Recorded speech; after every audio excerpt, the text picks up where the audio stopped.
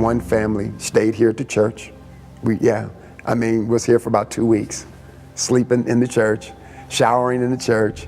This was their home. And I think it's great because it's like, man, what other home, would you dare to have but the church, We truly are living in a post-church culture, and it means that we have to take different approaches to reach the community with the gospel. One Sunday I saw someone come in who came to worship, and they were wrestling with a hymnal, and they didn't know where we were and how things were going, and they slammed the hymnal shut and they were done, and we never saw them again.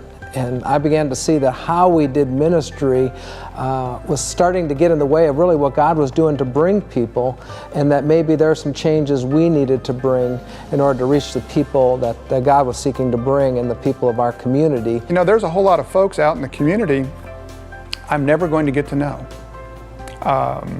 But yet they need to hear the gospel as well. So how do we get to meet those folks? It's difficult when you go to dark spaces with the bright light of Jesus. You have to be prepared, not just for spiritual warfare, but actually there'll be physical warfare as well.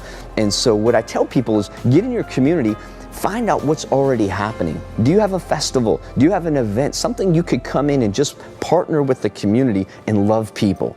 That's the key. Figure out what it is in your community. If you're comfortable, you're probably not doing it right. Just saying. That's, yes, we get in our comfort zones and we like it there. It's a good place to be, and it's safe, and it's, but God never called us to be comfortable. We're actually probably supposed to be a little bold and dangerous. And if we're not being that, then I don't think we're doing it right. So the reality for us is, the old adage was, hey, if you build it, they'll come. That's long gone. That's from the pioneer days. We'd build a church, we'd build a school, and people from the country would come in, and everything was great. Those days are gone. What we've realized is God has called us to go to the people, for us to look and to seek them out. We've seen it's important that we actually get out of the church building and get into the community. So one of our big events, or things that we do every spring, is have a Faith in Action Sunday, where we come to church in one service and then we go out into the community and serve with Helping Hands projects like through Thrivent, or AL used to be, and just do some helping things around the communities, with the schools, with the Park and Rec Department, with nursing homes, with anything that we could think of, or people brought needs to our attention. We sent out people to help out. We like to use the illustration of playing golf. So the question is, my friend or whoever it is that I have a relationship with, how close are they to Jesus? Or if I'm playing golf, how close is the ball to the hole? And so my objective is to move the ball down the fairway, onto the green, and ultimately into the cup. Well, that's really what evangelism is. It's helping move my friend closer and closer to Jesus. A little bit about the difference between outreach and serving, and how we go about ministry outside these walls especially, is our heart is to connect people to Jesus. And we know it has to start with connecting relationally with each and every one. So we want to go into what we do in serving and giving with the approach that every person is valuable to God, and they're precious to Him, and we want to spend time getting to know them and love them where they're at.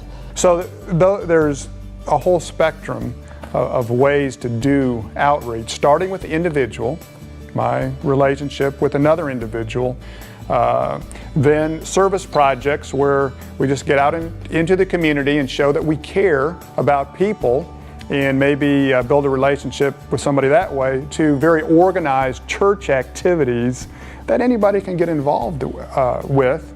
And again, with the idea of building relationship, meeting somebody, and ultimately sharing the good news of Jesus. That's community outreach. We look at it not from a program. We don't talk about outreach as a program. It's a way of life. And really what that means for us is we're looking for everyday opportunities to engage people. That's the lifestyle of someone who follows Jesus. So whether I find myself at a Starbucks getting a cup of coffee, or I'm at the grocery store, whether I'm pumping gas, I'm going to engage the people and love them as Jesus would love them. That becomes part of your routine. That becomes part of your routine. Going down to that coffee shop every morning, getting a cup of coffee, people get to know who you are, and by your behavior and, you know, the way that you talk to people and everything, it will come out that, oh, you're a Christian, and those, God will bring people to you. You'll have those divine appointments where, you know, you'll have the opportunity to speak to people, and you just have to be open to that. Really the change that's happened for us, and really what I've seen in God's Word, is it's more than just doing things for people. It's actually helping them understand who Jesus is. So if Christ is in us, we have to show the world who Jesus is, and in doing so, we glorify him, and his glory comes out of us. And it comes out of us when we feed the homeless, when we clothe the naked, when we provide for the widow or the orphan.